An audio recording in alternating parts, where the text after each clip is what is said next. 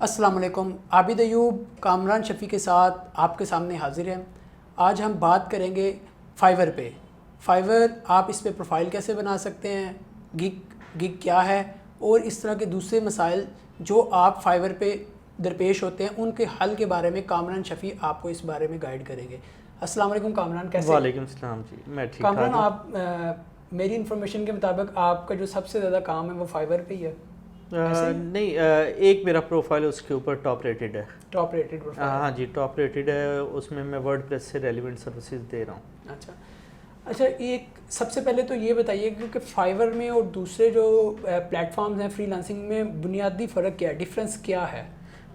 देखें, फाइवर ने एक नया ट्रेंड सेट किया मार्केट में, और वो फाइवर का ट्रेंड ये था कि दूसरे प्लेटफॉर्म्स पे लोग आते थे, जॉब पोस्ट करते थे, और आप उस जॉब को जाके अप्लाई करते हैं। जो यूज़र है, जो वहाँ पे कॉन्ट्रैक्टर है, वो उसको अप्लाई करेगा, उस पर बिड अपना प्रपोजल सेंड करता है। फाइवर पे ऐसा बिल्कुल नहीं है।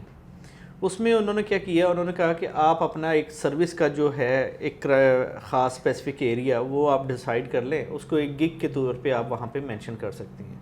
लाइक अगर आप एक सर्विस सेल कर रहे हैं कि एसईओ से रेलिवेंट, तो एसईओ में अगर आप कहते हैं कि मैं 100 बैकलिंक्स दे रहा हूँ, तो उसके लिए आपने एक सर्विस का क्राइटेरिया बना दिया और पैकेजेस बना के आप अपनी सर्विस सेल कर सकते हैं। ठीक होगा। अच्छा, इसमें गिग जिसको आप डिफ़ाइन कर रहे हैं, ये गिग क्या है? क्या ये कोई एक पैकेज है? जैसे हम देखते हैं कि मुख्तलिफ सर्वर कंपनीज ने अपने पैकेजेस बना देते हैं कि बने बनाए पैकेजेस हैं, आप उनको बाय करें, ये वही चीज़ है? ऑलमोस्ट वही चीज़ है। ये समझ लें कि इसको आप वुल्कनाइज़र के पास चले जाते हैं, जो पंक्चर लगाने वाले बंदे बैठे हुए हैं, तो वो आपसे अगर 30 रुपीज़ एक पंक्चर के ले रहा है, तो वो अगर 4 पंक्चर हो जाएंगे तो वो आपसे 120 रुपीज़ चार्ज करेगा। तो इसी तरह गिग की एक ख़ास स्पेसिफिक अमाउंट होती है। तो आपको पता है कि उसने एक पंक्चर लगाना है, तो उसके अंदर उसने उस टायर का एक ख़ास पार्ट को फिक्स करना है, ठीक है ना। तो इसी तरह वो 4 हो जाएंगे, तो वो जो जितना बढ़ता जाएगा। अच्छा, तो वो सर्विस डिसाइडेड है कि इतनी ही सर्विस वो प्रोवाइड करेगा बंदा। अच्छा, इसमें एक और बताएं कि जब एक न्यू भी है, उसने आज लॉगिन किया है इसके फाइवर के ऊपर, तो सबसे पहले उसने जब अपना प्रोफाइल कंप्लीट कर लिया तो अब उसको क्या करना है, उसको गिग कैसे बनानी है, और एक अच्छी गिग की क्या खसूसियत होनी चाहिए? देखिए, उसको सबसे पहले तो ये डिसाइड करना ज़रूरी है कि वो सर्विस क्या सेल करने जा रहा है और किस कैटेगरी में सेल करने जा रहा है। फाइवर के ऊपर अगर आप देखेंगे तो हर किस्म की आपको कैटेगरी मिलेगी। वहाँ पे बिज़नेस डेवलपमेंट की कैटेगरी भी है, उसमें प्रोग्रामिंग की भी है, वीडियो एनिमेशंस की भी है, वीडियो एडिटिंग की भी है, और उसके अलावा फन स्टफ से रेलिवेंट भी है। स्पिरिचुअल कैटेगरी भी अवेलेबल है, ठीक है। सबसे पहले तो उस यूज़र को ये देखना है, उस फ्रीलांसर ने अपनी एक सर्विस को मुतय्यन करना है कि मैं क्या प्रोवाइड कर सकता हूँ, किस चीज़ में मैं अच्छा हूँ, ठीक है। वो सर्विस उसकी एसईओ से रेलिवेंट हो सकती है, किसी भी चीज़ से रेलिवेंट हो सकती है। तो गिग कैसा होना चाहिए? गिग आपका एक ऐसा क्लैरिटी के साथ डिस्क्राइब्ड आइटम होनी चाहिए, जो भी बंदा पढ़े उसे पता लग जाए कि मैं ये जो चीज़ सर्विस हासिल करने जा रहा हूँ, इसके अकॉर्डिंग मुझे ये मिलने वाला है। ये ना हो कि वो मज़ीद क्वेश्चन पूछना शुरू कर दे, इसमें और क्या शामिल होगा और क्या शामिल होगा, ठीक है। तो उसमें उसने ये बताना है कि अगर $5 के अगेंस्ट मैं आपको एक लोगो बना के दे रहा हूँ, तो वो लोगो कैसा होगा, उसमें उसने लोगो की डिटेल्स भी बतानी है। फिर उसने उसमें ये भी बताना है कि वो उसकी अगर क्लाइंट मांग रहा है उसकी मॉडिफिकेशन, कोई उसमें चेंजेस मांग रहा है, तो क्या वो कितनी दफ़ा उसमें चेंजेस करके दे सकता है। कुछ लोग कहते हैं हम चेंजेस करने का, मॉडिफिकेशंस करने के अलहदा पैसे चार्ज करेंगे।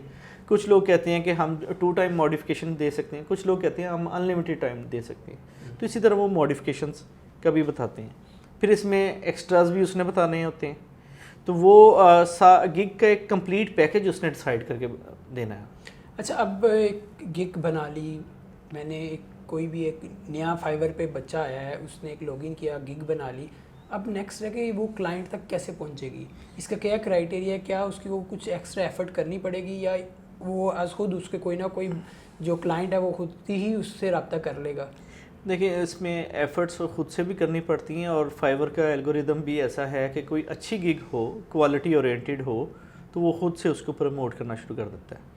यानी उनको महसूस हो कि ये बंदा जो आया था, जिसने अकाउंट क्रिएट किया है, ये वाइट लिस्टेड आईपी से आया है, यानी फेक आईपी से नहीं आया, इसने अपना फ़ोन नंबर वेरीफाई करवा दिया है, और उसके बाद इसने अपना प्रोफाइल जो लिखा है वो भी इसने एक्यूरेट लिखा है, क्योंकि हमारे पाकिस्तानी बच्चे जब जाते हैं तो वो फौरी तौर पे लिखते हैं I am from USA, I am from UK, वो इस तरह की वो वहाँ पे चीट करने की कोशिश करते हैं ना। तो अगर वो सारी चीज़ें पूरी हैं, उसके अलावा उसने गिग कवर अच्छा बनाया, गिग कवर आई कैचिंग होना चाहिए, यानी वो ऐसा हो कि लोग उसको देखें, ये ना हो कि उसके अंदर बहुत सारे कलर्स हों, ये ना हो कि उसके ऊपर आपने इंटरनेट के ऊपर से ग्राफिक्स उठा के उसके ऊपर आपने पेस्ट कर दिए, ठीक है। और गिग कवर के अंदर आपका प्रॉमिस भी सामने आना चाहिए और उसमें पता हो कि देखने वाले को फौरी तौर पे पता लग जाए ये गिग कवर है किस चीज़ से रेलिवेंट, सर्विस क्या मैं इस गिग कवर से ले रहा हूँ। फिर उसके बाद डिस्क्रिप्शन में उसने जब अपनी लिखना है कि गिग एक्चुअली है किस चीज़ से रेलिवेंट, और उसमें उसने अपना प्रॉमिस बताना है, ठीक है। तो वो फाइवर इन चीज़ों को बड़ा अप्रिशिएट करता है। फिर उसकी जो यूज़र की स्ट्रगल है वो ये है कि वो उस अपने गिग को शेयर करेगा अपने हल्का अहबाब में, सोशल प्लेटफॉर्म्स पे, और अगर वो किसी क्लाइंट उसके कोई और भी क्लाइंट्स हैं जिनके साथ वो काम कर रहा है या न्यूली क्लाइंट्स हैं तो वो उन लोगों को वो अपना लिंक फॉरवर्ड कर सकता है। ईमेल करने की भी ऑप्शन होती है, व्हेन शेयर योर गिग के ऊपर जाते हैं तो वहाँ पे एक ईमेल की ऑप्शन आती है। आप अगर अपने आप को प्रमोट करना चाहते हैं, और मैं तमाम गिग सेलर्स के लिए मैं एक टिप है मेरी तरफ से, वो ये करें कि आप मुख्तलिफ बिज़नेस प्रोफाइल्स के बिज़नेस ओरिएंटेड जो कंपनीज हैं उनकी आप ईमेल एड्रेसेस ग्रैब कर लें। फाइवर से, येलो पेजेस से, yellow pages if you are going to sell services in US, ठीक है। वहाँ पे आपने एक निश पकड़ लें, फॉर एग्जांपल आपके कोई रेस्टोरेंट्स की निश पकड़ रहे हैं तो रेस्टोरेंट के अगर, और आप ग्राफिक डिज़ाइनर और आप लोगो बनाते हैं या मेन्यू कार्ड डिज़ाइन करते हैं और आपने एक गिग बनाया है कि मैं आपको एक मेन्यू कार्ड डिज़ाइन करके दे सकता हूँ, तो आप क्या करते हैं कि आप वहाँ से लोगों के ईमेल एड्रेसेस की लिस्ट ग्रैब करें। वो आपने 100, 200, 300 लोगों का आपने डाटा कलेक्ट कर लिया। अब फाइवर के ऊपर जब शेयर योर गिग की ऑप्शन आती है वहाँ पे ईमेल का भी ऑप्शन आता है, उसमें 1 by 1 ईमेल करना शुरू करें। वो ईमेल एक्चुअली जाएगी फाइवर की तरफ से, वो आपकी तरफ से नहीं जाएगी, ठीक है। और वो फाइवर की तरफ से आपका गिग अच्छे तरीके से प्रेजेंट होगा उस बंदे तक, तो वो ईमेल्स आपकी स्पैम में भी नहीं जाएंगी, वो कस्टमर तक पहुँचेंगी भी।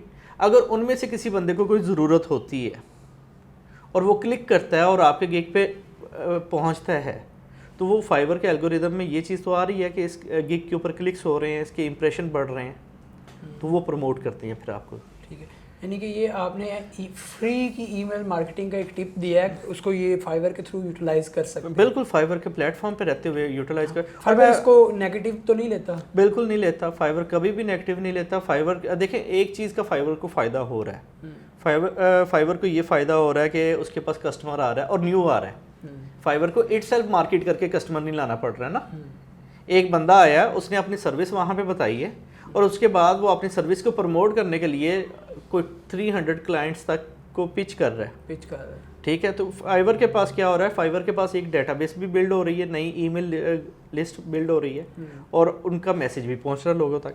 अगर उन 300 में से 3 बंदे भी आ जाती हैं, ठीक है, उसका 1% भी अगर आपके पास आ जाता है और फाइवर के पास आ जाता है और कोई चीज़ बाय कर लेता है और आप ही की सर्विस बाय कर लेता है, आपकी नहीं बाय करता, किसी और की बाय कर लेता है, तो फाइवर को अल्टीमेटली बेनिफिट होने जा रहा है। तो वो फाइवर हमेशा उस बंदे को प्रमोट करता है जो उसको फ़ायदा देगा। ठीक हो गया। अच्छा, अब आपने एक बात की थी कि कवर जो है, और आपके गिग का कवर बड़ा कैची होना चाहिए, तो आपने जो कवर बनाया उसका कोई कंटेंट शेयर करेंगे हमारे साथ कि आप किस तरह का कवर बनाते हैं, अपने कवर के ऊपर पिक्चर किस तरह की होती है और कंटेंट क्या लिखते हैं, ताकि यूज़र को थोड़ा आइडिया हो जाए कि किस तरह का कवर वो बनाएंगे तो वो भी टॉप सेलर की लिस्ट में आने का चांसेस हैं उनके? नहीं, कवर सिंपल होना चाहिए, टू द पॉइंट होना चाहिए। ये नहीं होना चाहिए कि आप बहुत सारे उसके ऊपर लोगोज लगा दें, आप गूगल सर्च से इमेजेस उठा के इमेजेस वहाँ पे प्लेस कर दें, लोग करते हैं। और दूसरा, जो हमारे न्यूबीज़ जो आके एक सबसे बड़ा गलत काम करते हैं वो ये करते हैं कि लोगों के कवर्स को कॉपी पेस्ट कर देते हैं। यानी किसी का कवर देखा, आपकी एक सर्विस सेल हो रही है, उन्होंने आप ही का कवर उठाया और उधर ला के लगा दिया, गिग तो ऑन हो जाएगा, पब्लिश्ड भी हो जाएगा, लेकिन होएगा क्या कि अगर जिस बंदे की आपने इमेज लगाई हुई है जिसका कवर आपने चोरी किया है या वहाँ पे प्लेस किया है, उसने जब देखेगा वो उसको रिपोर्ट कर देगा, आपका गिग वहाँ पे वो रिपोर्ट हो गया, रिपोर्ट अब्यूज़ हो गई, रिमूव हो जाएगा गिग। उससे आपकी पर्सनल जो रेटिंग है फाइवर के रिकॉर्ड में वो डाउन पे चली जाएगी। फाइवर के नज़र में आप ऐसे बंदे होंगे जो लोगों की चीज़ों को चोरी कर रहे हैं। तो लिहाजा गिग अपना डिज़ाइन करे। कवर डिज़ाइन करना कोई मुश्किल नहीं होता। इसके लिए बहुत सारे ऑनलाइन वो कैनवा के नाम से एक ऑनलाइन प्लेटफॉर्म भी अवेलेबल है। कैनवा स्पेल कर दें canva.com, canva.com है। वहाँ पे अगर आप ऑनलाइन चले जाएं तो वहाँ पे आपको एक कैनवस वो दे देते हैं एक्चुअली। वहाँ पे आप एलिमेंट ड्रैग एंड ड्रॉप करके आप अपना एक गिग कवर बना सकते हैं। तो इनका गिग कवर साइज़ गालबन जो मुझे अभी याद है वो है 550 बाई 380 का। ये गिग का साइज़ है। 550 पिक्सल उसकी विड्थ है और 380 उसकी हाइट है। तो वो वैसे तो फाइवर के ऊपर वो इंस्ट्रक्शंस में भी लिखा होता है कि ये साइज़ हमें चाहिए। तो वहाँ से आप जाके खुद क्रिएट कर सकते हैं। इफ़ यू कैन पे, तो आप थोड़े से पैसे पे करके 100-200 रुपया दे के लोकल किसी डिज़ाइनर से, फेसबुक के ऊपर बहुत सारे लोग मुख्तलिफ ग्रुप्स के अंदर सर्विसेज प्रोवाइड कर रहे हैं, तो आप इजी पैसा यहाँ जैज़ कैश के थ्रू उन्हें पे करके या लोकली पे करके तो आप उनसे एक कवर बनवा सकते हैं।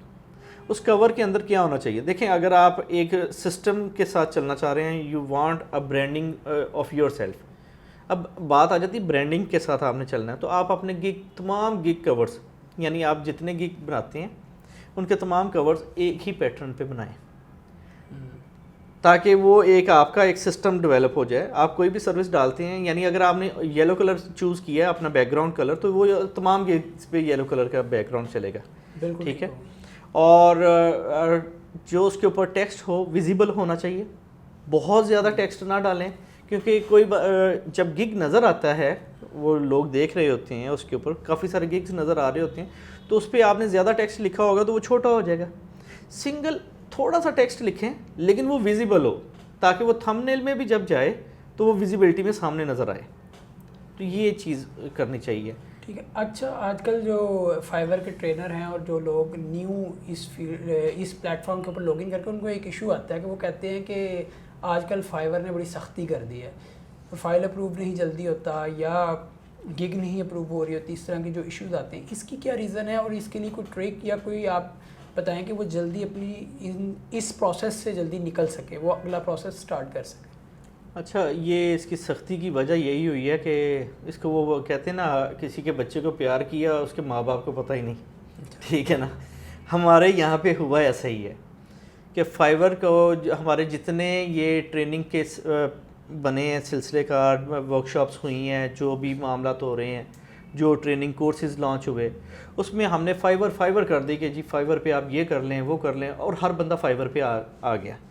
हम में से किसी ने इतना काम नहीं किया, ना ही ये इंडिविजुअल लेवल पे, ना ही ये गवर्नमेंट लेवल पे, ठीक है। किसी ने इतना नहीं किया कि हम फाइवर के साथ कम्युनिकेट करते और फाइवर के लिए कोई पाकिस्तान में कोई ऐसा इनोवेशन सेंटर हम बनाते, यहाँ पे उनके साथ कोई कोलैबोरेट करते कि हमारे पाकिस्तानी फ्रीलांसर्स को कोई प्रिविलेज दे, ठीक है ना।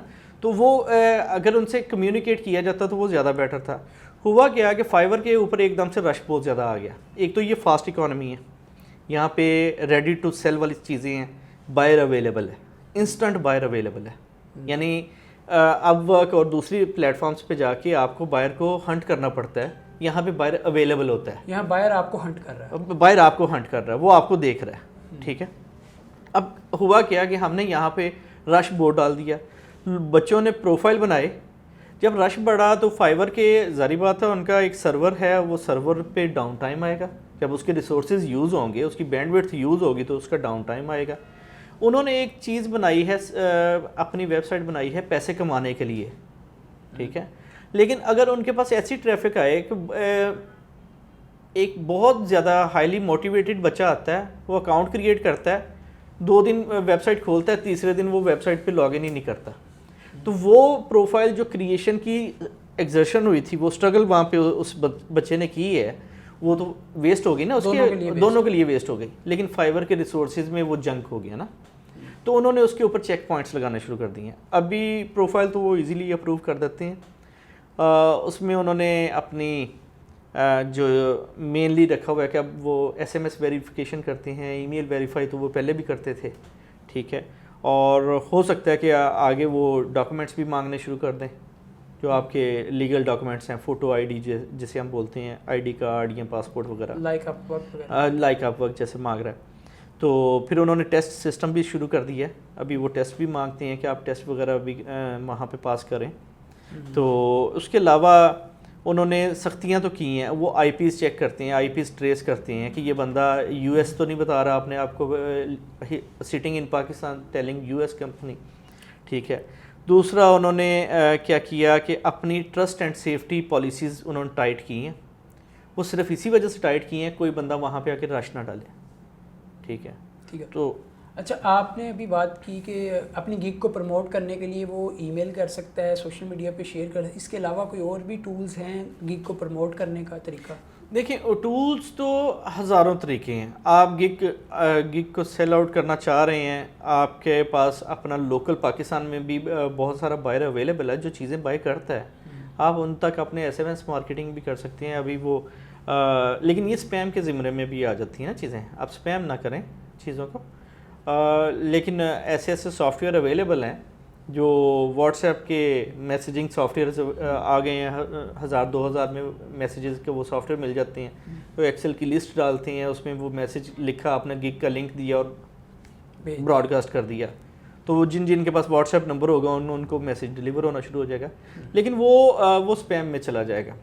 और उसको फाइवर की ट्रस्ट एंड सेफ्टी टीम जो है, अगर कोई बंदा ऐसा बंदा है जिसके पास वो मैसेज किया है लेकिन वो उस मैसेज की वजह से डिस्टर्ब हुआ है, वो रात सो रहा था या थका हुआ था, तो उस टाइम पे उसको मैसेज रिसीव हुआ, वो जाके वहाँ पे अगर रिपोर्ट कर देता है आपके गिग को, तो फाइवर इमीडिएटली आपका गिग क्लोज़ कर देगा। सो जो भी करें बड़ी एहतियात से करना चाहिए। ठीक हो। अच्छा, इस पे फाइवर पे एक लेवल्स हैं, स्टैंडर्ड है, लेवल 1 2 टॉप रेटेड, और फिर आगे टॉप सेलर, शायद सुपर सेलर।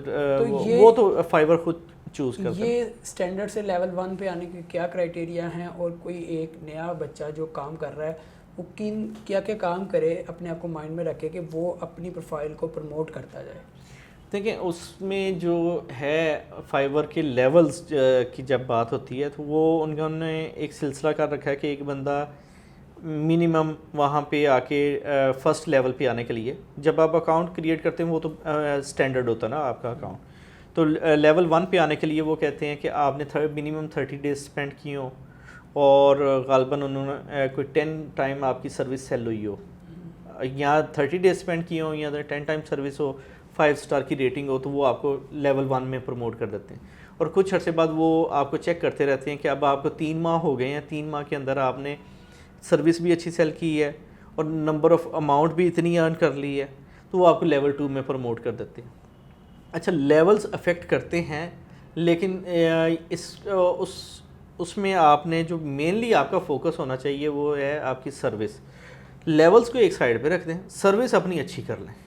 अगर आपकी सर्विस अच्छी है ना तो ये लेवल्स मैटर नहीं करेंगे। मैंने ऐसे लोग भी देखे हैं जो स्टैंडर्ड लेवल पे बैठे हुए हैं, जिन्होंने अभी लेवल नहीं अचीव की है, वो अच्छा खासा बिजनेस गेन कर जाते हैं।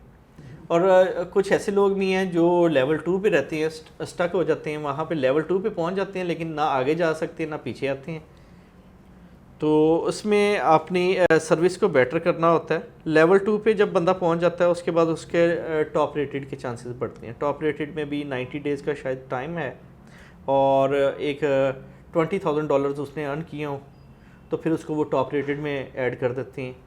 तो वो जब टॉप रेटेड में चला जाता है तो टॉप रेटेड में जाके उस जगह को होल्ड करना वो ज़्यादा मसले वाला काम होता है कि आपको उस जगह को होल्ड करने के लिए ज़्यादा स्ट्रगल करनी पड़ती है। जितना लेवल ऊपर जाता है वो जैसे कहते हैं ना, टॉप हमेशा खाली होता है। बिल्कुल। तो टॉप के लेवल को यानी उसको कंसिस्टेंट रखना, उसके लिए आपको स्ट्रगल भी अच्छी करनी पड़ती है, मेहनत ज़्यादा करनी पड़ती है और मेन क्वालिटी भी अच्छी देनी पड़ती है।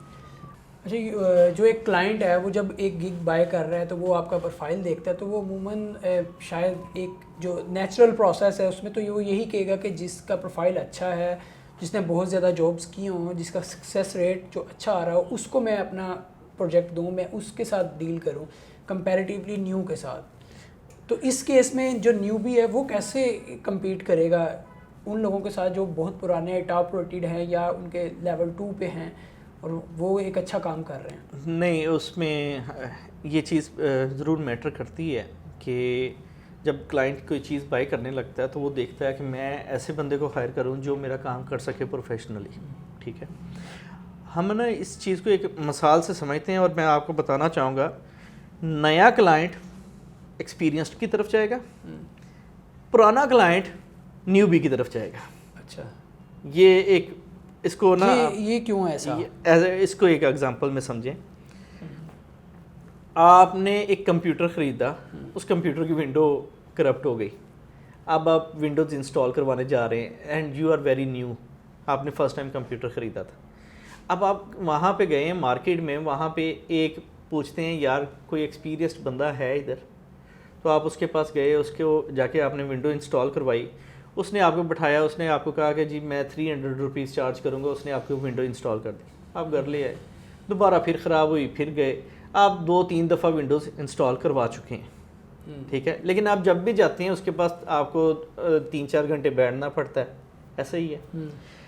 अब आपको विंडो करवाने का एक्सपीरियंस हो चुका हुआ है कि विंडोज़ इंस्टॉल कैसे करवाई जाती है और क्या क्या चीज़ें रिक्वायर्ड है।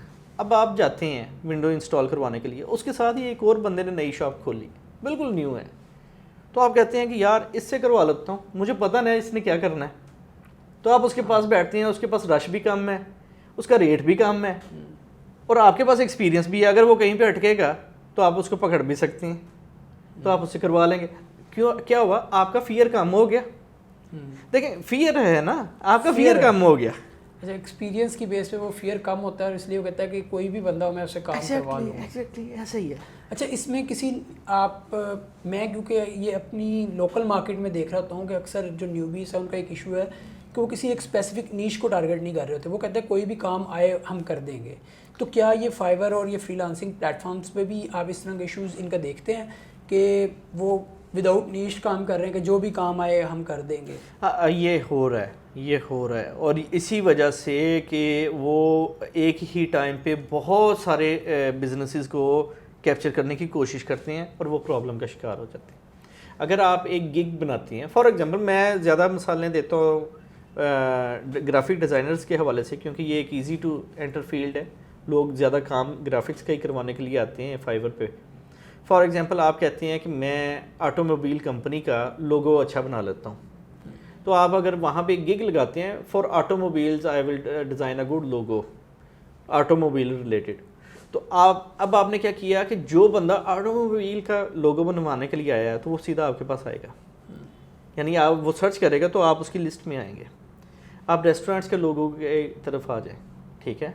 आप वेब डिज़ाइन करते हैं या वर्डप्रेस से रेलिवेंट है तो स्पेसिफिक रहें। आप अपना स्पेसिफिक नहीं ना होंगे, टू द पॉइंट नहीं होंगे तो वो काम नहीं होएगा। हम लोग क्या करते हैं, हम नीश वाइड कर लेते हैं, उसमें नंबर ऑफ चीज़ें डाल लेते हैं कि ये भी करना है हमने, उसका भी काम कर लेंगे, उसका भी कर लेंगे, उसका भी कर लेंगे, तो उसका फ़ायदा नहीं होता। करना क्या है, आपने एक स्पेसिफिक मार्केट को पकड़ लें। डॉक्टर्स पकड़े हैं तो डॉक्टर्स की तरफ चलते जाएं। आपने डेंटल सर्जरी की तरफ गए हैं तो उसी से रेलिवेंट का बिजनेस पकड़े हैं। एजुकेशनल वेबसाइट्स का कर रहे हैं तो उन्हीं का करें काम। तो इस तरह एक नीश पकड़ने से आपको बेनिफिट होता है, आपके पास एक कंटेंट भी अवेलेबल हो जाता है, सैम्पल्स भी, पोर्टफोलियो भी स्ट्रॉन्ग हो जाता है और नए क्लाइंट के साथ क्वेश्चनिंग भी आसान हो जाती है। जब आप नए क्लाइंट के पास जाते हैं तो आप पिछले का रेफरेंस देते हैं ना, एक बेसिकली तो ये सेल्समैनशिप ही है ना। बिल्कुल ऐसे ही। तो आप जब किसी नई शॉप पे जाते हैं या किसी नए बंदे को बताते हैं तो उससे रेलिवेंट बिजनेस का जब आप रेफरेंस देते हैं तो वो खुश होता है, वो समझता है कि यार इस बंदे को मेरे बिजनेस से रेलिवेंट चीज़ों का पता है, इन्फॉर्मेशन है, तो वो उस चक्कर में आपको काम भी देता है और काम मिलता है नए को भी पुराने को भी। ये मैंने आपको बता दिया कि एक्सपीरियंस्ड क्लाइंट जो होगा, जिसने काफ़ी दफ़ा काम करवाया हुआ है, वो नए को ट्राई करता है इस वजह से कि उसको जल्दी चाहिए होता है, कम रेट पे चाहिए होता है। और नया क्लाइंट जो है वो भी डर रहा होता है कि यार मेरा काम ही ना ख़राब हो जाए, तो लिहाजा वो नए की तरफ नहीं जाएगा, शरारे निकलते हैं ना तो वो जाएगा वो एक्सपीरियंस की तरफ जाएगा। ठीक है, ठीक हो। अच्छा सर, आपने कहा कि अपनी नीश कैटेगरी को फोकस रहना चाहिए। अच्छा, इसमें जैसे जैसे हमें काम मिल रहा है, हमारा पोर्टफोलियो बिल्ड हो रहा है, तो उस पोर्टफोलियो को हम फाइवर पे कैसे अपडेट करते हैं? वो अपडेट करना ज़रूरी है या वो ऑटोमेटिकली खुद ही अपडेट होता जा रहा होता है? देखिए, पोर्टफोलियो का अपडेट करना अच्छी बात है। अगर अब फाइवर ने भी पोर्टफोलियो की ऑप्शन दे दी है कि आपके प्रोफाइल के ऊपर एक पोर्टफोलियो की टैब है जहाँ पे आपके पास प्रोजेक्ट्स आप वहाँ पे ऐड कर सकते हैं। तो अगर आप वहाँ पे अपने जितने प्रोजेक्ट्स कर रहे हैं वो ऐड करते जाते हैं, तो लेकिन क्लाइंट से पूछ लिया करें क्या ये मैं प्रोजेक्ट पब्लिकली विजिबल कर सकता हूँ। बाज़ क्लाइंट्स आपको मना करते हैं कि हमारे प्रोजेक्ट को पब्लिकली विजिबल ना करें, क्योंकि वो हो सकता है कि वो भी आगे से किसी का काम आउटसोर्स कर रहा हो, उसने किसी से काम पकड़ा है, आपसे करवा रहा है और आपने फाइवर पे उसको डिस्प्ले पे लगा दिया है। अब उसका एक्चुअल क्लाइंट वहाँ से वो देख लेता है तो उसके लिए प्रॉब्लम क्रिएट हो सकती है ना। तो पूछ लें अपने क्लाइंट से कि क्या मैं आपका दिया हुआ काम अपने शोकेस में लगा सकता हूँ। अगर वो अलाउ करता है तो आप वो उसको ज़रूर डिस्प्ले करवाएं। बिल्कुल। पोर्टफोलियो जितना स्ट्रॉन्ग होगा, जितना आप ज़्यादा अपने कस्टमर्स को दिखा सकेंगे तो वो आसान हो जाएगा, उनके लिए फ़ैसला करना आसान हो जाएगा, उनका खौफ आप कम करने में कामयाब हो जाएंगे। अच्छा, फाइवर पे एक तो गिग बेस्ड इकोनॉमी की ये काम चल रहा है, जॉब्स मिल रही हैं। दूसरा ये एक क्लाइंट आता है वो जॉब पोस्ट भी कर सकता है। तो जब आप एज अ सर्विस प्रोवाइडर आप किसी जॉब को देखते हैं तो उसको लिए अप्लाई करना और अपनी रेलिवेंट जॉब को एक प्रपोजल सेंड करना, उस प्रोसेस में बताएं कि एक इफेक्टिव प्रपोजल क्या हो सकता है और उससे कैसे कम्युनिकेट किया जाए। देखिए, जब आपने पहले भी एक बात की थी कि एक बंदा अपने आप को कैसे मेहनत करके फाइबर पे कामयाब कर सकता है, तो फाइबर के ऊपर आपको जब आपने गिग तो बना लिया, then you should not sit back. Relaxation नहीं है, यू हैव टू वर्क। अब आपने टाइम भी स्पेंड करना उस पर। अब आपने क्या करना है कि वो उसमें जाएं, वहाँ पे एक बायर्ड रिक्वेस्ट का सेक्शन है। यानी कुछ क्लाइंट आते हैं, वो वहाँ पे देखते हैं, उनसे उन्हें अपनी मर्ज़ी की सर्विस नज़र नहीं आ रही होती, तो वो क्या करते हैं कि वहाँ पे अपना एक मैसेज लिख देते हैं, वो जॉब बना के कि मुझे ये चीज़ चाहिए और ये मेरा बजट है। कुछ लोग बजट नहीं मेंशन करते, कुछ बता देते हैं। अच्छा, आप उन लोगों को पिच कर सकते हैं, आप उन लोगों को मैसेज कर सकते हैं, और मैसेज करने का वही तरीकाकार है, टू द पॉइंट रहे। बड़ा बहुत लंबे चौड़े मैसेजेस करने की ज़रूरत नहीं है, टू द पॉइंट रहें, उसके मसले को समझें और उसको एक सोल्यूशन प्रोवाइड करें कि आप ये काम कर सकते हैं। फाइवर के अंदर जो ये कॉन्सेप्ट एक डेवलप हुआ था कि ये जस्ट एक $5 का गिग है, ये अब $5 की इकॉनमी नहीं रही। फाइवर के ऊपर गिग्स $5 तो जस्ट आपका एक फ्लेवर है ना, आप अपना लोग किसी को बताते हैं कि yes I can do this, ठीक है। लेकिन आपने सारी उम्र $5 पे नहीं स्टिक रहना ना। आप शुरू में आए हैं, आपने $5 पे काम किया, आप उससे आगे भी बढ़ सकते हैं, आप उसमें डिफरेंट पैकेजेस भी बना सकते हैं। यानी एक काम आप $5 में आप ये दे रहे हैं, उससे $20 में आपने उससे ज़्यादा काम करके दे रहे हैं। यानी अगर $5 में आपने एक लोगो बना के देना था, $20 में आप उसको बिज़नेस कार्ड डिज़ाइन करके दे रहे हैं, जैसे विजिटिंग कार्ड पाकिस्तान में हम बोलते हैं। और $50 में एक और पैकेज आप दे रहे हैं कि उसमें आप बिज़नेस कार्ड भी दे रहे हैं, लोगो भी दे रहे हैं और एक फ्लायर भी डिज़ाइन करके दे रहे हैं। तो आप इस तरह पैकेजेस बना सकते हैं। उसमें आप एक्स्ट्राज ऐड कर सकते हैं कि अगर वो उसने कह दिया कि इसमें फ्लायर के साथ मैं एक और चीज़ आपको यानी एनवेलप भी डिज़ाइन कर देता हूँ, लेटर हेड भी डिज़ाइन कर देता हूँ, ये एक्स्ट्राज हैं, ठीक है। तो वो एक्स्ट्राज भी आप दे सकते हैं। तो गिग इकॉनमी अब बढ़ रही है, बूस्ट कर रही है। सर, अब आते हैं सबसे इम्पोर्टेंट पॉइंट के ऊपर, पेमेंट। आप जब फाइवर पे काम कर रहे हैं तो आपको पेमेंट का मेथड क्या है? इनका पाकिस्तानी बैंक्स, क्योंकि पेपाल तो अवेलेबल नहीं है पाकिस्तान में, तो पाकिस्तानी बैंक्स साथ कौन कौन से बैंक के थ्रू अगर कोई कर रहा है तो क्या मेथड होना चाहिए, या इसके अलावा कुछ मेथड हैं तो वो बताएं, पेमेंट कैसे मिलेगी? अच्छा, पेमेंट के लिए फाइवर ने एक पेनियर के साथ अपना कोलैब किया हुआ है, कोलैबोरेशन उनकी चल रही है। वो होता क्या है कि आपने फाइवर पे जब अकाउंट क्रिएट करते हैं तो फाइवर रेवेन्यू कार्ड आप वहाँ से अप्लाई कर सकते हैं। तो वो बेसिकली फाइवर रेवेन्यू कार्ड क्या है, वो आपका पेनियर कार्ड बनता है। पेनियर एक कंपनी है जो फाइवर से पेमेंट लेती है और आपको फॉरवर्ड कर देती है, बिल्कुल, ठीक है। वो आपको एक ATM कार्ड जो है, debit card, master debit card, वो बना के आपको भेज देते हैं। जब आप अर्न करते हैं फाइवर पे तो वो पैसे आप क्या करते हैं, विदड्रॉ करते हैं फाइवर से और वो फॉरवर्ड कर देते हैं अपने पेनियर को। पेनियर से आप यहाँ से बैंक से जाके कैश करवा सकते हैं, किसी भी ATM मशीन से। वो ATM भी गालबन उनका जो मास्टर कार्ड को एक्सेप्ट करती है, उस ATM पे आप जाएंगे, ठीक है। और उसमें पेनियर से आप डायरेक्ट अपने बैंक में भी ट्रांसफ़र कर सकते हैं। अच्छा, इस पे पेनियर का जो एक्सपीरियंस है लोगों का, ये भी अच्छे खासे पैसे चार्ज करते हैं, तो इसके अलावा कोई और मेथड है पाकिस्तान में? नहीं, और मेथड हैं। पेपाल में लोग पेपाल का अकाउंट क्रिएट करते हैं, उसमें विड्रॉ करते हैं, वहाँ से किसी एक्सचेंजर को दे देते हैं, एक्सचेंजर यहाँ पे लोकली देता है, तो लेकिन वो आपकी लेजिटिमेट इनकम नहीं बनती ना। अब वो आपका यही है कि आपने हुंडी के थ्रू पैसा मंगवा लिया, हाँ ठीक है। अगर आप उसको प्रॉपर बैंकिंग चैनल से मंगवाएंगे तो आप सेफ़ भी रहेंगे। और दूसरी, इस चीज़ को वरी नहीं करना चाहिए कि एक्सपेंसेस बहुत ज़्यादा है, एक्सपेंसेस ज़्यादा है, इनकम बढ़ाएं। ठीक है, हो गया। और इसके अलावा फाइवर के अकाउंट पे हम डायरेक्ट बैंक नहीं ऐड कर सकते? अभी पाकिस्तान उसमें अलाउड नहीं है, लेकिन होपफुली इन फ्यूचर अब मुझे लग रहा है कि वो पाकिस्तान को ऐड कर देंगे। यूएस बैंक्स तो उन्होंने ऐड करने शुरू कर दिए हैं, इंडियंस भी बैंक्स वो सुना है कि वो ऐड कर रहे हैं। और असल में यही तो एक प्रॉब्लम है ना, जो मैं आपको कह रहा हूँ कि हमारा ना ही किसी ऑर्गेनाइजेशन ने पाकिस्तानी लोकल ट्रेनर्स आ गए, फाइवर हो गई, ट्रेनिंग कोर्सेज बन गए, ई बुक सेल होने शुरू हो गई, कोर्सेज सेल होने शुरू हो गए, और पूरी कैंपेन्स लॉन्च कर दी गई, गवर्नमेंट का पैसा लगा दिया गया, ठीक है। और उसका फ्रूटफुल आपने नहीं लिया कि आप फाइवर वालों के साथ बैठ के कोई कोलैबोरेशन करते, उन्हें कहते कि हमारा जो फ्रीलांसर काम करेगा, एक तो इसके ऊपर से फ़ीस के थोड़ा सा रिड्यूस करवाते। देखिए, हमारी गवर्नमेंट पैसा इन्वेस्ट कर रही है फ्रीलांस इंडस्ट्री के ऊपर कि पाकिस्तान में ज़्यादा से ज़्यादा फ्रीलांसर हो, ठीक है। बेसिक पर्पस पीछे क्या है कि अगर एक बंदा भी $100 अ मंथ कमाएगा ऑन एवरेज, ठीक है, तो पाकिस्तान से अगर 10 लाख बंदा एक $100 कमा रहा है तो वो कितना चला जाएगा? $10 लाख, $1 मिलियन आ रहा है ना जी। तो वो अगर तो उनका ये है था मामला, उनकी नीयत ये थी, तो उनको फाइवर के साथ भी कोलैबोरेशन करनी चाहिए थी। अब मसला ये आ जाता है कि फाइवर के साथ किसी ने कम्युनिकेट किया ही नहीं।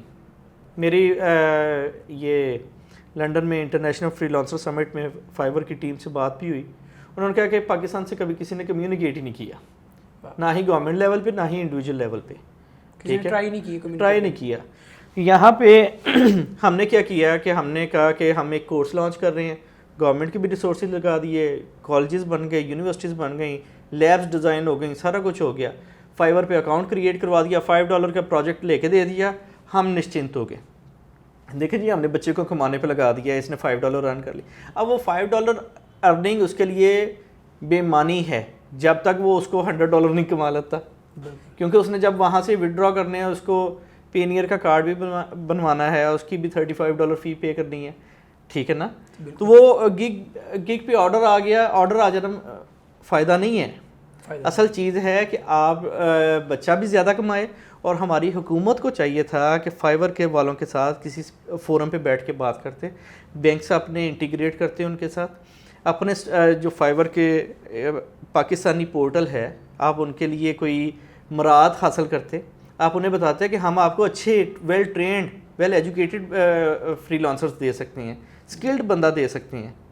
तो हम आप गवर्नमेंट ट्रेन कर रही है, जिसको देखें ना, अब अगर आप इस चीज़ को देख लें, हमारे गवर्नमेंट के प्रोग्राम्स जितने चल रहे हैं उसके ऊपर अगर उनकी लागत देख लें, आप उनकी लागत देख लें, उनके ट्रेनर्स की जो उनको दिया जा रहा है, क्या नाम है, सैलरी दी जा रही है, उसके उनके एक्सपेंसेस को देख लें, लैब के अखराजात देख लें, और उस सारे सिस्टम की मार्केटिंग एक्सपेंसेस देख लें, वो सारे को देख लें, और जितना बच्चों ने उसके अगेंस्ट कमाया है वो उसका 10% भी नहीं है, ठीक है। आपने इग्नाइट कर दिया बच्चों को, आपने जब इग्नाइट किया, उन्होंने बच्चे तो आ गए मार्केट में, बबल मोटिवेशन थी, आए, 1-2 गिग सेल हुए, $20-30 का काम किया, भाग गए, मोटिवेशन ठीक है। नहीं है, काम नहीं ना फाइवर वाले तो हमें रिस्ट्रिक्ट कर रहे हैं, अभी पाकिस्तान को वो रिस्ट्रिक्ट कर रहे हैं। बेसिकली तो फाइवर एक इजराइल की कंपनी है ना, बैकएंड पे तो इसका ऑनर इसराइल से इसको ऑपरेट किया जाता है। अगर फाइवर का सर्वर भी देखें तो वो इसराइल से ऑपरेट हो रहा है ना, तो वो अभी उनके साथ किसी ने प्रॉपर तरीके से कम्युनिकेट ही नहीं किया, तो ये करना ज़रूरी था, ठीक है। और होपफुली कि ये इनकम तो दे रहे हैं लोगों को, पैसे तो मिल रहे हैं, बच्चे काम भी कर रहे हैं, तो ये अगर बैंक साथ अटैच हो जाती हैं तो ये तो बड़ा ये तो fruitful पाकिस्तान का अभी तक पेपाल और पेमेंट के बड़े इश्यूज हैं, और हम कब से सुन रहे हैं कि पाकिस्तान में पेपाल आ रहा है पता नहीं वो ये नहीं पेपॉल कौन भी सी गाड़ी पे बैठ के आ रहा है। एक्चुअली पेपॉल भी वो आपको पता है इसराइल बेस्ड कंपनी है। हमारे चूंकि उनके साथ इख्तलाफात हैं तो हम वो मुल्की लेवल पे तो शायद इस वजह से भी हो सकता है। लेकिन अब चूंकि इन्होंने फाइवर वालों ने भी अपना ऑफिस यूके बेस्ड कर रहे हैं, इन्होंने यूएस में भी यूके से भी इधर पाकिस्तान को डील करने का वो बता रहा था कुछ इसी तरह का, तो हो सकता है कि वो कोई। अच्छा कामरान, हर काम में चाहे आप ऑनलाइन कर रहे हैं या लोकली कर रहे हैं काम, डिस्प्यूट्स आते हैं, तो फाइवर पे भी डिस्प्यूट आते होंगे। तो डिस्प्यूट जब आता है तो उसकी रिजॉल्व कैसे करना है, इसकी कन्फ्लिक्ट मैनेजमेंट क्या होगी, और एक एज अ फ्रीलांसर आप बच्चों को क्या गाइड करेंगे कि वो डिस्प्यूट जब आए तो वो उसको कैसे रिजॉल्व करें।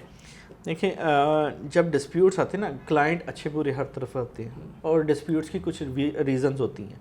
विदाउट रीजनिंग तो डिस्प्यूट हो नहीं ना सकता। अब डिस्प्यूट की हम रीज़न समझ लें कि हो सकता है कि फ्रीलांसर ने काम अच्छा ना डिलीवर किया हो, क्लाइंट इस वजह से डिस्प्यूट कर रहा है। हो सकता है क्लाइंट ही गंदा हो, ये भी हो सकता है ना। अब होता क्या है जी, अगर क्लाइंट अच्छा नहीं है और वो डिस्प्यूट रेज कर रहा है तो फिर तो आप जो मर्जी कर लें, उसने तो आपसे डिस्प्यूट को कैरी ऑन नहीं करना है। नॉर्मली होता क्या है, जब क्लाइंट आके आपको एक ऑर्डर देता है तो वो उसको उसके अकॉर्डिंग उसकी रिक्वायरमेंट के मुताबिक जब डिलीवर नहीं होता तो डिस्प्यूट तब वो रेज होता है। या वो ऑन टाइम डिलीवरी नहीं हो रही, या उसमें वो ऐसा काम मांग रहा है जो आपके डिसाइडेड गिग में नहीं था, या उसने ऑर्डर कर दिया मिस्टेकनली, तब वो डिस्प्यूट कर रहा है। तो उसमें 2-3 ऑप्शन होती हैं। एक है अपने क्लाइंट के साथ कम्युनिकेट करें।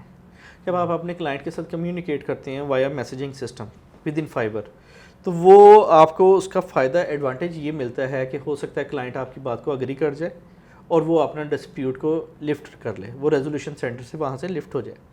लेकिन अगर आप दोनों म्यूचुअली डिसाइड कर लेते हैं कि ठीक है, वो कहता है कि मुझे मेरे पैसे वापस दे दो, मुझे ये काम नहीं चाहिए, और आप समझती हैं कि ये मुझे वापस कर देने चाहिए, पैसे भी इतने मैटर नहीं कर रहे आपको, आपने उस तो आप उसको म्यूचुअली कैंसिल कर दें। जब आप म्यूचुअली कैंसिल कर देते हैं किसी ऑर्डर को तो उसका इतना ज़्यादा इफेक्ट नहीं होता आपके ऊपर, ठीक है। लेकिन अगर आप उसके साथ डिस्प्यूट को लेके चलते हैं, आगे बढ़ते हैं, तो फाइवर की एक पॉलिसी है, ये अपने जो मैंने आज तक ऑब्जर्व किया, फाइवर अपने क्लाइंट जो बंदा पैसा खर्च करता है वो उसकी साइड ज़्यादा लेती हैं। और मोस्ट 80% मैंने ये देखा है कि फाइवर ने क्लाइंट साइड को ज़्यादा सपोर्ट किया और फ्रीलांसर साइड को कम सपोर्ट किया। लेकिन वो ये भी देखते हैं कि अगर फ्रीलांसर बहुत अच्छा है, पिछले काफ़ी अरसे से उसकी 5 स्टार रेटिंग आ रही है, क्लाइंट्स उसके साथ अच्छे चल रहे हैं और ये बंदा भी काम क्वालिटी ओरिएंटेड डिलीवर कर रहा है, और इसका जो इंटरनल फीडबैक मिल रहा है, एक इंटरनल फीडबैक भी होता है ना, जब एक क्लाइंट काम करता है वो एक पब्लिक फीडबैक देता है, तो एक इंटरनल फीडबैक वो फाइवर को भी देता है, तो इंटरनल फीडबैक भी अच्छा है। तो वो फिर क्या करते हैं कि वो क्लाइंट दूसरे क्लाइंट को जिसने वो इशू रेज किया होता है, डिस्प्यूट में आया होता है, उसको मनाने की कोशिश करते हैं, ठीक है। और अगर वो फ्रीलांसर स्ट्रॉन्ग है तो वो उसके हक में हो जाता है केस। लेकिन 80% मैंने देखा है कि डिस्प्यूट्स में क्लाइंट विन करता है, ठीक। डिस्प्यूट तक बात नहीं जानी चाहिए, उसको पहले रिजॉल्व करने का क्या तरीका आप क्या कैसे हैंडल करते हैं अगर डिस्प्यूट्स आते हैं? तो डिस्प्यूट्स आती हैं, देखिए मैंने अभी रिसेंट एक डिस्प्यूट मुझे झेलना पड़ा, और वो फॉर नो रीज़न मैंने एक क्लाइंट का काम, उसने मुझे कहा, मैंने उसको करके दे दिया।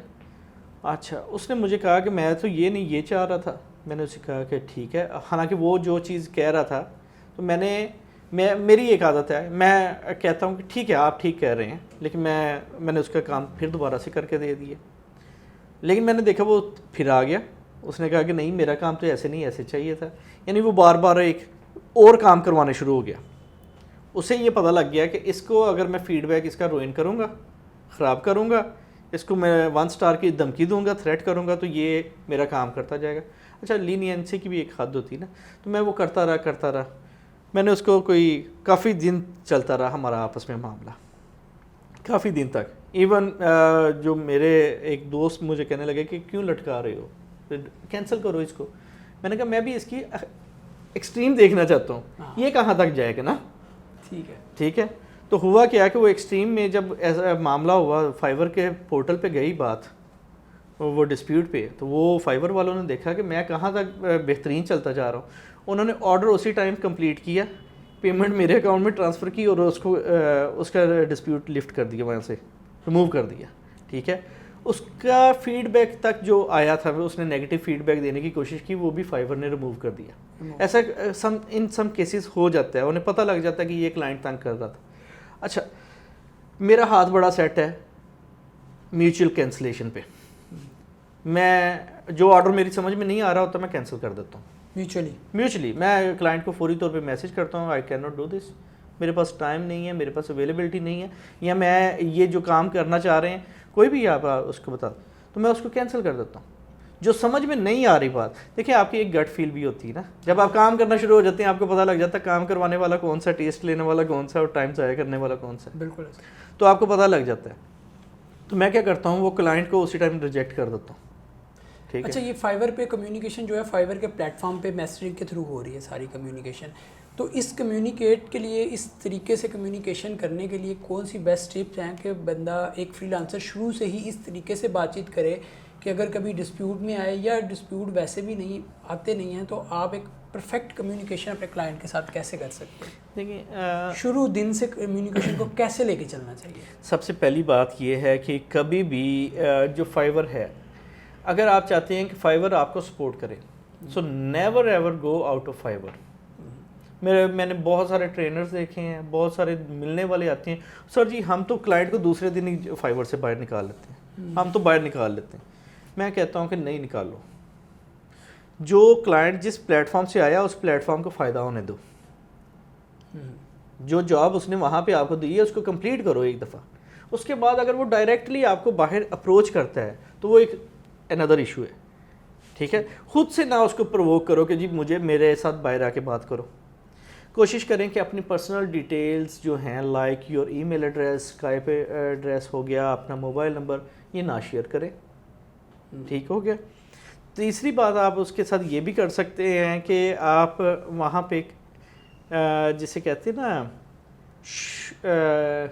उसे हम नॉर्मली बोलते हैं शॉर्ट कोड्स या इमीडिएट मैसेजेस, हमने प्री रिटर्न क्विक रिस्पॉन्सेज हमने बना के रखे होते हैं प्री रिटर्न, तो वो आप प्री रिटर्न रिस्पॉन्सेज बना लें। जब क्लाइंट ने आपको मैसेज किया आप उसको फौरी तौर पे वेलकम का एक मैसेज करते हैं, तो वो ऑटो रिस्पॉन्स में, ऑटो नहीं है लेकिन आपको you have to do it manually, तो वो आपने उसमें प्री क्रिएटेड क्विक रिस्पॉन्सेज बना के रखे हुए हैं। तो मैंने तो इसी तरह रिस्पॉन्सेज बनाए हुए थे, थैंक यू का, क्लोजिंग रिमार्क्स का, अपना फूटर जो है वेलकम नोट किया होगा। अच्छा, मुझे बार बार पूछना पड़ता था कि आप वर्डप्रेस की लॉगिन क्रीडेंशियल्स दें ताकि मैं देख सकूं, तो वो मैंने एक पैराग्राफ लिख लिया। कोई बंदा आता है वेबसाइट मैं अपने काम से रेलिवेंट अब आपको बता, कोई कहता है वेबसाइट की स्पीड ऑप्टिमाइजेशन करनी है, तो उसमें जो जो फैक्टर इन्वॉल्व होते हैं I don't have to write every time. So मैंने क्या किया, उनको क्विक रिस्पॉन्स में लिख के पहले से रखा हुआ है, उसको मैं वन क्लिक करता हूँ, उसको मिल जाता है, उसको पता लग जाता है कि इसमें मैं क्या करने जा रहा हूँ। ठीक है, और उसमें क्लाइंट को कभी भी ऐसी बात ना करें कि जिसे वो इशू बना सके। ठीक है, ये आपको पता लग जाता है कि क्लाइंट किस बात को इशू बनाएगा, उसके काम को समझें, उससे अगर आप एक विद इन मैनर्स बात कर रहे हैं तो कभी भी कोई प्रॉब्लम नहीं आएगी। और एक काम और बड़ा इम्पोर्टेंट करें, अगर क्लाइंट आपको खुद से बोल रहा है कि कम आउटसाइड और मुझसे कम्युनिकेट करो, तो आप उसको सिंपल सा लिख सकते हैं कि मैं इस system within Fiverr system I feel comfortable. ठीक है, अब हो क्या रहा है, आपकी सारी कम्युनिकेशन जो हो रही है ना क्लाइंट के साथ, वो डॉक्यूमेंटेड हो रही है। ठीक है, वो वहाँ पे कल को क्लाइंट किसी जगह पे हट नहीं सकता, वो क्लाइंट जाके फाइवर को ये नहीं कह सकता किसी ने मुझसे ये प्रॉमिस किया था। आपकी सारी चीज़ें उसी में लिखी आ रही हैं। अगर आपको क्लाइंट बाहर आके आपसे कोई और बात करता है, अंदर कोई और बात कर रहा है फाइवर के अंदर, तो वहाँ पे तो प्रॉब्लम आ गया ना, कॉन्फ्लिक्ट आ गया। तो फाइवर आपको बेसिकली प्रोटेक्शन के लिए आपको कह रहा है, वो आप ही की प्रोटेक्शन है। बिल्कुल ठीक हो गया। अच्छा, आप मुझे बताइएगा कि आप अपनी एक स्पेसिफिक प्लेटफॉर्म को जब चूज़ करते हैं, आप अपवर्क को चूज़ करेंगे या फाइवर को, आप किसको प्रेफर करते हैं? देखिए, मैं इस टाइम मल्टीपल प्लेटफॉर्म्स पे काम कर रहा हूँ, यानी मैं एक प्लेटफॉर्म बाउंड नहीं हूँ। वो उसकी रीज़न ये हुई है क्योंकि काफ़ी अरसे से कर रहा था। तो फाइवर को मैंने बहुत पहले जब ज्वाइन किया था 2012 में आया था, तो उस वक्त मुझे ये अच्छा नहीं लगा था, सच्ची बात है। तो फाइवर को फिर दरमियान में अपवर्क, ओडेस्क जब अपवर्क में कन्वर्ट हो गया, ईलेंस भी हो गया, अपवर्क मुझे शुरू से अच्छा नहीं लगा। होता है बंदे को। तो मैंने क्या किया कि मैं फाइवर पे आया और यहाँ पे मुझे काम मिलना शुरू हो गया। ठीक है, फाइवर एक इजी प्लेटफॉर्म है, इजी टू अंडरस्टैंड है। आप जिस प्लेटफॉर्म पे काम करते हैं आपको ज़्यादा जल्दी समझ आ जाती है। अच्छा, इसमें ये बताएंगे, एक नया जिसने कभी फ्रीलांसिंग पे आज से पहले कोई काम नहीं किया, ना फाइवर, ना अपवर्क, ना पीपल पर आर, किसी प्लेटफॉर्म पे, उसके लिए बेस्ट कौन सा रहेगा? उसके लिए बेस्ट रहेगा जहाँ पे उसको एक्सर्शन करनी पड़ेगी। अच्छा, अपवर्क, freelancer.com, जहाँ पे जाके उसको प्रपोजल बिड करना पड़ेगा। देखिए, उसमें क्या होता है, उसमें लर्निंग ज़्यादा है। ये रेडी टू सेल मार्केट है। मैं ये नहीं कह रहा कि इस मार्केट में पैसे नहीं हैं। अब फाइवर के ऊपर भी मिनिमम गिग का रेट जो है वो $5 है, लेकिन आप अपनी मर्ज़ी से उसको $100 भी लिख सकती हैं। $500 के भी गिग्स हैं वहाँ पे। ठीक है, तो आप क्या करती हैं कि आपने बेसिकली क्या करना है, ऐसा प्लेटफॉर्म चूज़ करना है जहाँ पे आपकी एग्जर्शन हो, आपका खौफ उतरे। आपका खौफ कैसे उतरता है? जब आप लोगों के साथ कम्युनिकेट करते हैं। फाइवर पे आप बैठे हैं, गिग बना के बैठे हैं, आप सोच रहे हैं क्लाइंट आएगा, वो कम्युनिकेट करेगा, ठीक है। लेकिन अगर आप अपवर्क पे जाते हैं, you have plenty of chances है, ठीक है, कि वो आप वहाँ पे लोगों को मैसेज कर सकते हैं, वहाँ पे लोगों से कम्युनिकेट कर सकते हैं, उनको ऑफर्स दे सकती हैं। फिर उससे ये होता है कि आपको सर्विसेज का भी आइडिया होना शुरू हो जाता है। लर्निंग अगर आप फास्ट करना चाहते हैं, अगर आप प्रॉपर वे में आना चाहते हैं, मैं समझता हूँ कि मेरा ओडेस्क, अपवर्क और ईलेंस ये जो है था, इस मार्केट का एक्सपीरियंस मुझे बड़ा बेनिफिट देता है जब मैं फाइवर पे काम करता हूँ। ठीक है, फाइवर पे मुझे मैं इसमें टॉप रेटेड हुआ, पिछले कोई 1 साल से मैं टॉप रेटेड बैच को होल्ड कर रहा हूँ। तो उसमें मुझे एडवांटेज कहाँ किस चीज़ का मिलता है, वो कम्युनिकेशन स्किल का। लोग आते हैं $5 का काम करवाने के लिए, हम उसको कन्वर्ट कर लेते हैं बड़ी डील में। ठीक है, आप कस्टम ऑफर भी कर सकते हैं ना उसको। बिल्कुल ठीक हो। अच्छा कामरान, फाइवर के ऊपर सबसे ज़्यादा जॉब किस तरह की है, कि एक स्पेसिफिक स्किल्स के लोग जो किनको आप कहेंगे कि उनकी जॉब, जैसे वर्डप्रेस है, डिज़ाइनिंग है और एसईओ, कंटेंट राइटिंग, सबसे ज़्यादा जॉब पोस्ट किस तरह की जाती हैं और किस तरह के लोगों के लिए फाइवर बेस्ट रहेगा कि वो लाजमी फाइवर को चूज़ करें? लेकिन ये फाइवर हर बंदे के लिए बेस्ट है। मैं ऐसा आपको फाइवर के ऊपर अगर आप जाएं और उसके बिजनेस सेक्शन में जाएं जिसमें फ़न स्टफ़ अवेलेबल है, वहाँ पे एक बंदा कहता है जी मैं $5 चार्ज करूँगा और आपके लिए जुमे वाले दिन दुआ करूँगा। तो वो भी तो काम कर रहा है ना, वो भी तो क्या है, और उसके 100+ रिव्यूज़ भी हैं। अच्छा, मज़ेदारी की बात ये है। तो ये गिग बिक रही है? बिक रही है जी, 100+ रिव्यूज़ आए हैं उसके। अच्छा, एक बंदा कह रहा है जी मैं अपनी बैली के ऊपर आपका नाम लिखूंगा, आपकी कंपनी का नाम, और डांस करके दिखाऊंगा, वो भी कमा रहा है। ठीक है, तो इस तरह के गिग फन स्टफ़ है ना, तो फन स्टफ़ में भी है। फिर उसके अलावा आप ग्राफिक्स डिज़ाइनिंग के बहुत सारे गिग्स हैं, एनिमेशन का काम बहुत है, बिज़नेस डेवलपमेंट का काम बहुत है। अब फाइवर को आप $5 की इकॉनमी मत समझें। आप ये ना समझें कि इस पर सिर्फ $5 का काम है। इस पर अब काम जो है ना, ये बढ़ना शुरू हो गया, इतना ज़्यादा हो गया हुआ है कि लोग आ रहे हैं इसके ऊपर, ऑटोमेशन के प्रोजेक्ट्स करवा रहे हैं, .NET के बड़े बड़े प्रोजेक्ट्स हो रहे हैं। ठीक है, और लॉन्ग टर्म प्रोजेक्ट्स हैं। फाइवर पे जो जिन लोगों को थोड़ा जो एक्सपर्ट्स हैं, वो क्या करते हैं, अपनी एक्सपर्टीज़ का छोटा सा चंक एज ए फ्लेवर किसी को टेस्टर के तौर पे देते हैं कि आप टेस्ट कर लें हम कैसी हैं। अगर आप अपने छोटे चंक में परफेक्ट है ना, तो आप बड़े काम के लिए क्वालिफाई कर जाते हैं। तो सो ये एक। अच्छा, आपने अभी थोड़ी देर पहले बताया था कि बहुत से बायर जब वो आप उन क्लाइंट के साथ काम करते हैं तो आपको पता चल जाता है कि मैं शायद इसके साथ नहीं चल सकता और मैं म्यूचुअली उसके साथ कैंसिल प्रोग्राम कर देता हूँ, अपनी जॉब को कैंसिल कर देता हूँ। तो इस तरह के बायर्स को जज करने के लिए आप क्या टिप देंगे एक न्यूबी को, कि वो जब किसी भी बायर ने उसकी गिग बाय कर ली, उसने उसके साथ कम्युनिकेट की, उसे फ़ौरन कुछ क्या चीज़ें नोटिफाई करनी चाहिए, देखना चाहिए कि मुझे इसके साथ अपने प्रोजेक्ट को मैच्योर या वर्किंग ऑर्डर में लेके आना चाहिए, या इसको मैं पहले ही ओके करने से पहले इसे को कैंसिल कर दूं, इसके साथ काम ना स्टार्ट करूं? देखिए, ये जब आप किसी के साथ काम स्टार्ट करते हैं ना तो आपको फील आनी शुरू हो जाती है ना, वो मैं तो इस चीज़ को बड़ा बिलीव करता हूँ। फिर दूसरा कम्युनिकेशन स्टाइल्स को समझना शुरू हो जाता है बंदा, कि जिसने आपसे अल्लाह वास्ते काम करवाना होता है तो वो आपको आके लिखेगा hello mate, hello brother, hello, वो आपको लंबे लंबे बाग भी दिखाएगा, ठीक है। जिसने काम करवाना सा काम है, मेरे पास बहुत बड़े प्रोजेक्ट हैं, ये छोटा करो फिर बड़ा प्रोजेक्ट आ रहा है तो मैं आपको ये देने वाला हूँ, फलां करने वाले हैं, हम लॉन्ग टर्म जा रहे हैं। नहीं, मैंने शुरू में भी आपको कहा था कि छोटा काम पकड़े, क्लोज द डील, डील को क्लोज करें, बड़े प्रोजेक्ट पे ना जाएं। देखिए, बड़ा आपने करना है, अगर आपको वो बड़ा प्रोजेक्ट दे रहा है क्लाइंट तो उसको पोर्शन में कर लें, उसके छोटे छोटे टुकड़े कर लें और चंक्स में बना के उसको दे दें, उसका आपको फ़ायदा हो जाएगा।